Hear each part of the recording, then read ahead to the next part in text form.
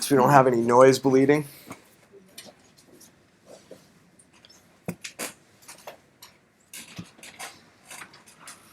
All right, so what we're going to talk about today are objects. So in JavaScript, they're called objects. In Python, what do we call them? Dictionaries. And what did you guys call them in Java? Hash maps. Yeah, exactly. So we're going to talk about some different ways of creating objects in JavaScript. And it's going to be slightly different than what you guys are used to with object-oriented programming and class-based syntax. All right. So here, what we can use is we can actually just create what's called an object literal, like this, in the same way that we create a dictionary in Python. So we could just say var my object equals some key value pairs. All right. So we'll say key 1, and then we'll just say val1, key 2, val2. All right. Now I can also get specific values out of that object by just in a couple different ways. So I can say if I console.log, actually let me try this handy shortcut I made. Boom. All right. Kind of cool. And as we go, maybe we'll talk about some shortcuts, but I want to just log some property out of my object. So I can say my object dot key 1. All right. And then what I'm going to do is actually I'll save this up, and then I'll open up a terminal down below, and we're going to run this file. I'm going to use something special called nodemon to run the file, which means that it will refresh every time I make a change to it. So that's going to be kind of handy, so I don't have to keep rerunning it. You guys won't use this for a little while, but just be aware that it exists. All right, so if I go nodemon against example.js,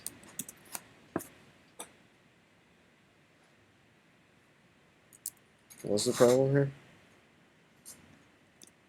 Oh, I'm not even in the right directory. Hang on one second. Stacks mean lectures. Okay, cool. Let's try that again. Nodemon. Okay, so notice how we got val1 to print. Can you guys see that okay down there? Yeah? All right, cool. The other way that I can do it, was it tilted? Cool. Appreciate that.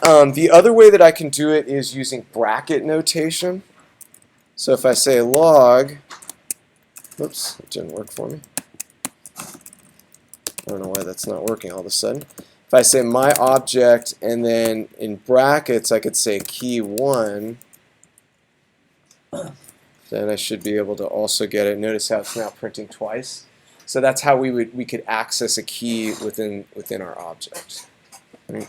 So this is called just creating an object literal. That's what we've made here. Now let's try creating an object that actually has some, I don't know, some interesting values in it. So let's just say var my person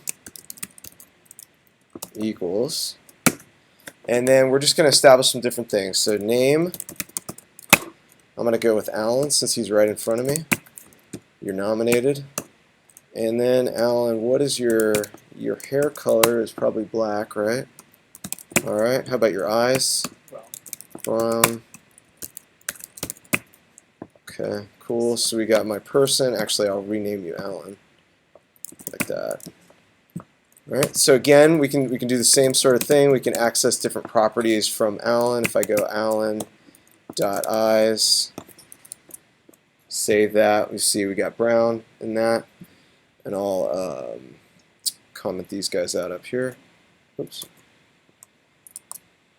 Okay, cool. So we've got some properties from Alan. What's another thing that we oftentimes have with our class-based, with our object-oriented programming? What do we typically have? So we have some attributes, and then what else do we have? Methods, yeah, like behaviors, right? So let's see if we can create a behavior here where he says his name, something like that. So let's say name. Okay. And then, oops. 1 second. Say name. So this would be a function, right? And then we would say console.log this.name. Okay, and then down here, let's actually invoke this. So we'll say Alan.sayName. Say that, and we're actually saying his name, right?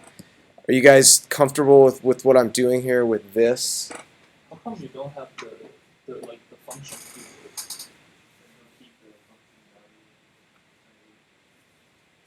Yeah, we should be able to put that in there. Yeah, so let's say name is a function like that. So that's another way of doing it. Okay, I was just doing it in a little bit more of a shorthand way like this. So the key actually is the name of the method. All right. Okay, so that's creating an object literal. The other thing that we're going to do is we're going to create a person using something called a person creator, or it's not really called this, but we're going to create a function which can actually give us back people. All right, it'll be something that will return us an object with some person attributes in it. Human factory. Huh? Human factory. Yes. Yeah, let's do that. So let's create a function human factory. I like that. And then the human factory will take in some name, take in hair, and then it'll take in eyes. And then what I'm going to do is I'm going to return one of these object literals that actually has all those things, all those properties in it. So I'm going to say return, and this is a bit of shorthand. We'll go over this in a second. Okay, I'm going to return actually a new object literal, which is what this is right here. And I'm establishing all of these key value pairs. So I'm taking in a name, and then the key inside the object that I return will be called name, and its value will be whatever value came in through that specific argument right there. All right? Same thing goes for hair and eyes. I'm taking in some value for hair, and then I'm assigning it to this actual hair key inside my value, or inside my object. Same thing with eyes. Right? There are a number of different ways that we can do this. We could even change this to name input, hair input, if this is like more comfortable for you guys. And then what we would do is we would say name is name input. Right? We'd say hair is now hair input, eyes input. Okay? So let's actually create something with our human factory. I'm going to go with Joel. You are here. I like it. Var Joel equals the result of invoking our human factory function. And we'll take in his name, Joel. Careful spelling factory. Factor. Good eye, man. Good eye. All right. So we also need to take in his hair, and that is brown. Yeah. Brown. All right. Cool. We'll say brown. Brown eyes. Take in his eyes. Sense all of them. I'm trying to. Yeah. What are they? I don't know. Brown. Brown. All right.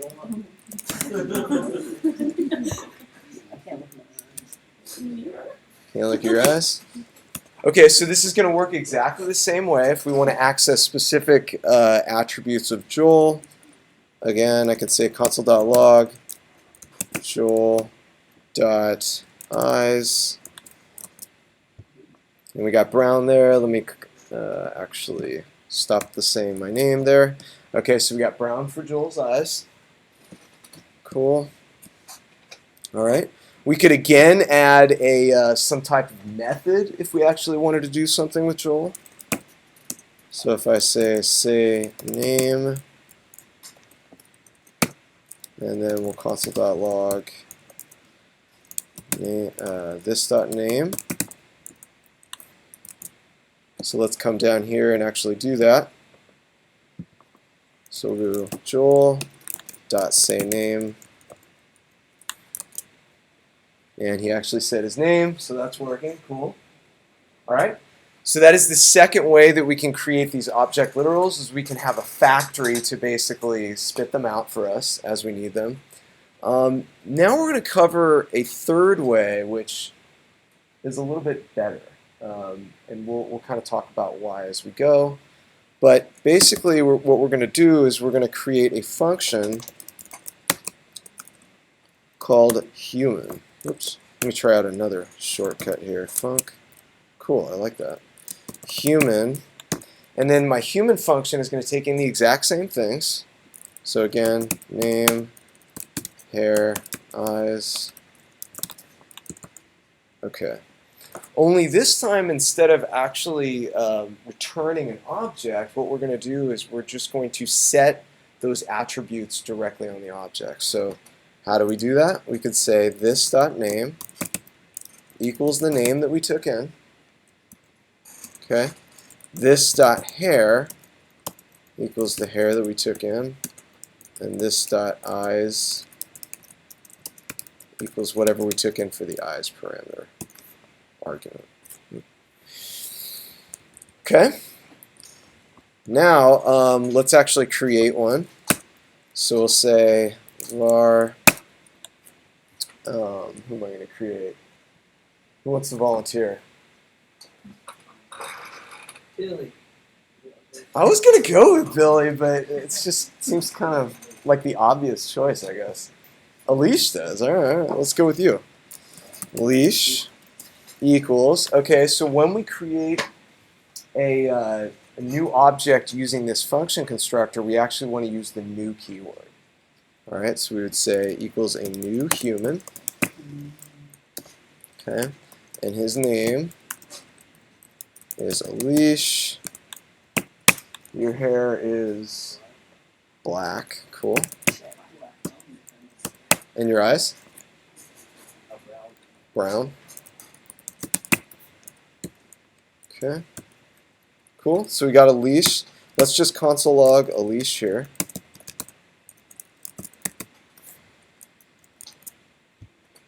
All right. So notice we got something a little bit different here. And I'm going to log also Joel up above. So we did say name. Let's get out of that. And let's console log Joel and then Alish. Okay, so actually let me include some type of a line break inside here so that we can see this a little bit better. Okay. Why is that? Oh, it's a literal line break.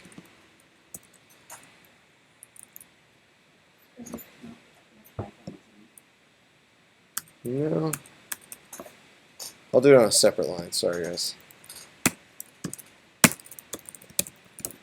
So it's a leash right there. Okay, that's what I was hoping for, just to break it. But basically what we've got here is when we log Joel, notice how we're getting all of his attributes, right? We're also seeing the say name function in there, or method. And then when we logged Alish, what was something different that you guys see there? Aside from the method, because obviously the method's not on there. But what do we see in front of it here? Human, yeah, exactly. It's telling us what the actual type of that object is. Okay? So when we create objects in this way, using the new keyword, we get access to something called the prototype. Okay? And what the prototype is going to allow us to do is going to allow us to actually add methods without adding them to the individual instances of this type. Okay? So we won't have to, when we create a new human, we're not going to have to add a say name method to every human that we add. We will instead add it to the prototype itself. So let's try doing that real quick. And we talked about this a little bit in algos, I believe, a couple weeks ago or so. So we have our human function up here. And then what I want to do is I want to add this say name method to it because we've been playing with that a little bit. So we'll say human.prototype.sayName, and then that equals a function. And then inside that function body, I want to do the exact same thing. I basically just want to log out that person's name. All right, so let's do console.log this.name. Okay, and then let's, so after these logs here, let's just comment those out real quick. And then let's go, so a leash is actually a human type of object, so I should be able to call this specific method on him. So let's do a leash.sayName. Okay, and it actually says his name. Now, how is this working? Because when I created a leash, he didn't actually have a say name method inside of it, right? So how is JavaScript knowing knowing where to find that particular method? Does anyone know? Prototype? Yeah, exactly. So it's something called the prototype chain. So what it's going to do is JavaScript is going to check, do I have a say name function or variable on this specific human that I'm looking at right now? And if not, what it needs to do is it needs to look up the prototype chain to the next level higher and see if it exists there. Now, if it doesn't exist there, and we try to call this function, what would you expect might happen? No attribute error? Yeah, maybe some kind of an error. Let's try it out. So with a leash, let's just say a leash dot some undeclared function. So yeah, we should get an error, right? Because this function simply does not exist. There we go. So here you can see some undeclared function is not a function. We try to treat it as such, however. All right, so let me just get rid of that real quick. Okay. Now, the key here, or actually what we could do is we could also define a say name method inside this creation right here. So let's try that. So we'll say this dot say name equals some function. And then inside that, what I'm going to do is I'm just going to console log this. So we'll just say this was called within the object creation. Or not called within the object creation, it was, I'm just going to go, yeah, actually let's say that. So let's say it was defined within the object creation. Okay. So when I save this file, what would you guys expect to be logged? So notice how here we're still running a leash.sayName. So once I save the file, obviously it's gonna recompile and run this right here. What's that gonna output? Hmm? It's gonna say. This should override. Yeah, I still have it. I still have it. All right, let's have a show of hands, guys. How many people think that it's going to say this? Okay, so that's like 4 or 5 people. Because I thought you said it goes to that level first, and then it checks the higher level. And how many people think it's going to do this on line 47? Because it only checks one up, right? Yeah. So Don't change I thought, wait a minute. is this line below that line? What is I only got like half hands in this total. I want to see everyone participating. All right. Let's try that again. Let's try that again, guys. How many people think line 42 is going to happen? No, wait, well,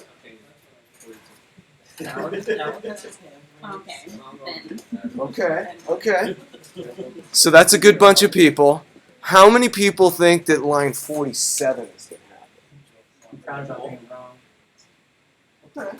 All right, you guys are in the minority for a good reason. Because, again, where it's going to look, when JavaScript hits this, what it's going to do is it's going to look and see, does this object have same name on it? Does it? So it doesn't even need to look up the prototype chain, right? It's done there. It already exists for us. So let's save that. Make sure we're right. There we go. So define within the object creation. All right. Any questions about that? How the prototype chain works? Yes, So then, Joel. so that prototype logic that we have below, it's essentially null and void, right? Like, is there anything that's going to yell at us to say, hey, this line of code will never execute? Or No. Yeah, you're absolutely right. So if we add that to the prototype, but we had some logic inside of our object creation that's already establishing that method, yeah, this would never get called, right? So with that logic, can you keep prototypes on prototypes, essentially? Like a human dot, I don't know, or dot Josh, essentially, and it'll just like, first it'll check the object, then it'll check anyone named Josh, and then it'll check poor Joshes, or poor people in general, and then it'll check humans? Or is that not possible? Yeah, you could. You could. Don't confuse yourself. But yeah, the prototype chain could actually be fairly long. Okay, cool. Could be. Yes, Tom. And I'm not sure if this is already answered, but what if they were flipped? What if the actual, if it was in there? You know what I'm saying? Like, so you're Flipped? saying you have one, you have a prototype. Would it make any difference? You mean so if I comment this out, is that what you were asking? What would No, happen? put it after the prototype. After the prototype. Well, how am I going to do that? Because here, this is my function constructor. I can't. Well, no, I that's can't what I'm pull asking. it I guess outside. that's what I'm basically asking. I'm just asking. Okay. Oh, I think I understand what you're saying. So if I actually come down here and say Alish dot say name equals some function like this, is that what you mean? Yeah, Okay. yeah, and then you have a prototype up to the above. Is it going to act any differently? Or?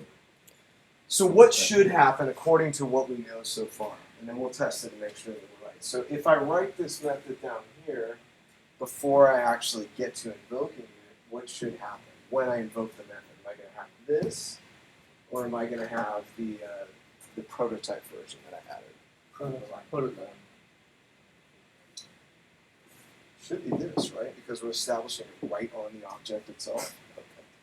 So this would win in this case. Let's test it.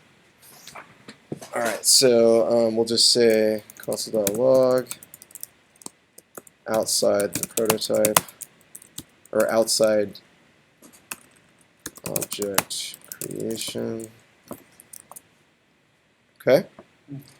So yeah, this one actually wins because, again, we're establishing it right on the object itself. So if you did something like that, use the same name as your prototype, you could actually break it. You could you You could could almost like write overwrite your prototype that method on the from that prototype. point on. No, Just it's not. release No. without. Let's be clear. It's not actually going to overwrite the prototype. What it's going to do is it's going to overwrite this method, or it's going to make it so that this method gets called just for a leash. Okay, so- got you. So yeah, again, like if I created a new human down here, let's do that. So let's create Herman. You're on, man. New human. Herman. All right, your hair is dark. Everyone's got dark hair. Is it Okay. brown? Black? Your eyes? Brown. All right, brown. Mesmerizing. All right, cool. So let's see. What is going to happen when we run say name against Herman? The prototype one. The prototype one, because we've now commented out this one, right? So in the function that we wrote over here is just applying to Elise. Yeah, it's not going to actually apply to Herman. So let's save that. There we go. So it actually logs Herman. Any questions about how this works? Oh. Yes. So is the hierarchy be like we have the instance at the lowest level, and then the class, the human, and then we also have a super high prototype, like the object itself. Okay. But how do we get access to object, to like the very top prototype? Well, it'd probably be a little bit easier to see maybe inside. Hang on one second. If we were to open up our browser console, so let's just create. Can you guys see this okay? All right, so let's just create var obj. Actually, let me grab the code that I have. So for human, let's go up in here. I'm going to grab all the code.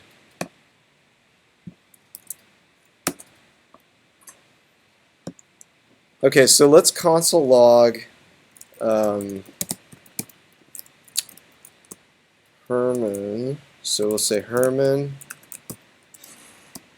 dot prototype. Actually, dot proto.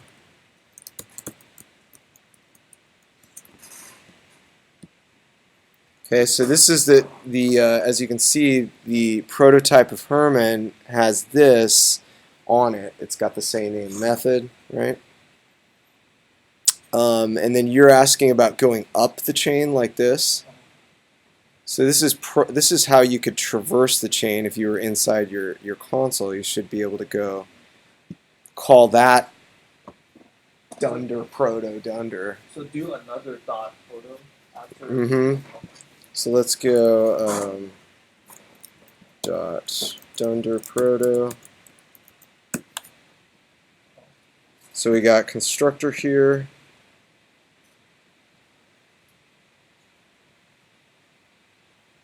Are we able to go up any further than that? Probably not, right?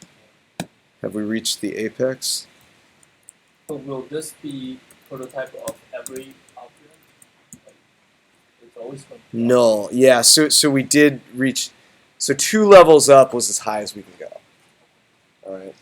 And then the prototype of that is null, meaning that we've reached the apex at that point.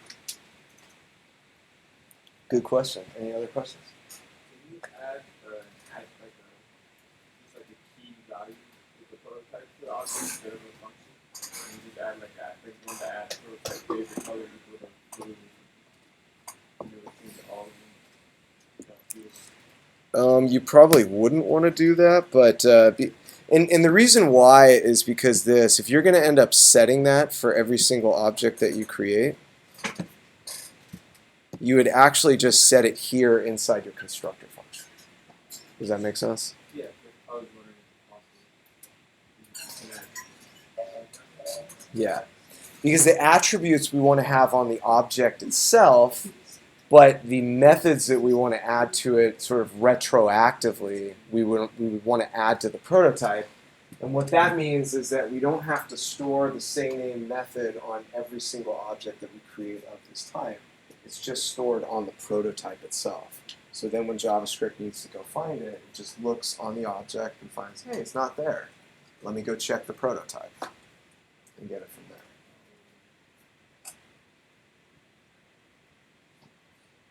Now, in newer versions of JavaScript, you can actually use a class syntax, which some of you guys have probably seen. But it's really just syntactical sugar. So it acts exactly the same as this that we just made here. So if we were to make it using the class syntax, it would behave exactly the same. This would just be the constructor function if we were making a class. So if I wanted to do class new human, it would look something like this, and then I would just have a constructor function which took in a name, hair, oops, eyes, and then I would do the exact same thing here. So I would just say this.name equals name, this.hair, hair, this.eyes equals eyes. And then I could also have, in this case, I would actually put the sayName method right inside the class itself. This.name. All right, so if I come down here and I create new human, used a bunch of people. Taj, what's up? You're my new human. Yeah, it's an honor, right?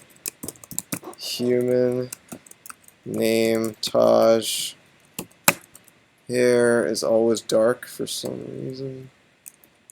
Is it brown or black? Black, all right. Eyes, brown. Okay, and then I could do the same thing. So Taj.sayName, and then we said Taj's name. So this is the class type of syntax, but again, under the hood, this is operating exactly the same when we created our function here. Okay, so we could do if we want to see the prototype of this. Let's do new human, or actually not that. We'll do Taj dunder proto. Okay, and then notice that in this case, our proto is new human itself. It's actually the class that we created. So in this case, if we wanted to create like private variable, where do we put them? In constructor? Okay, yeah. So the thing with the class-based syntax is that it doesn't have any concept of privacy. However, if you wanted to do that inside something like this, we actually could. We could just establish some variable like, I don't know, this is private, and then we'll say it's equal to 5, and then we could have some type of method that would be able to access that, right? So I might say get private var equals a function. And then because we're inside this function scope, I can still access that. So I could say return this is private. Okay. Now inside we created a leash, right? So we could say console.log, and then we'll say here is the private attribute. And then inside there, we're just going to say a leash get private var, which is a method that will then return us the actual variable that we had inside there. But we can't do that in the class. That's what would be a 6. Right? 5. No, you cannot make private variables in regular ES6 class-based. However, in TypeScript, it is supported. So TypeScript we'll get to later on when we're actually doing Angular. We'll be able to do it that way. Question? Yeah, let's start doing that. Totally agree with you. Okay, so, but I just didn't want to get into a discussion about it today, that's all. We'll talk about it a little bit more as we go. Yeah, we're going to be doing hoisting later on, and we'll actually see how var behaves a little bit funny at times. All right. All right. So we'll meet back at I I don't know, roughly around 3:30ish. Something like that. But Okay. if we don't have any bars, say what if in our code we only have const and let, do we still have to